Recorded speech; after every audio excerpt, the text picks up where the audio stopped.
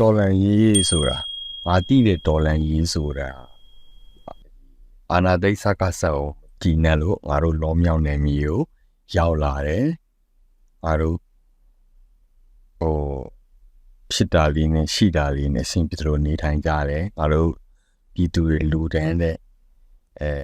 ငွေကြေးနဲ့ရတာလေးကိုငါတို့လည်းနေခရမ်းဝယ်ပြီးတော့ရနိုင်တယ်များရှိနိုင်တယ်များအင်အားလေးနဲ့တော်လန်ကြတယ်အခုကကြားနေရတာမဟုတ်သေးဘူးကွာဘာတော်လန်ကြီးလေတော်လန်ပြေးလာအမေရိကမှာကားဝယ်ရတာနဲ့အဲ့ဝယ်ရထီလေရောင်းတာနဲ့ဘာတွေလဲကွာမင်းတို့ကဟိုအစ်စ်မှန်တော်လန်ရဲ့လူတွေမဟုတ်ကွာမင်းတို့ကမင်းတို့ရဲ့ဘောတိုးတက်ခြင်းလို့ဒါကြီးလုံနေရတာဘာသဘောလဲကွာတချို့ကပစိုးအစုံနဲ့ဝင်လာတယ်ကွာအဲ့တလုံးကားတစ်စီးပိုင်သွားအဲ့တချို့က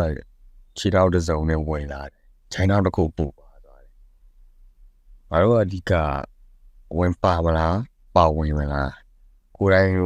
ဝင်ပါခြင်းလည်းရတယ်နိုင်တဲ့အင်အားနဲ့ပါဝင်ခြင်းလည်းရဒီလိုဖြစ်ရမှာလေ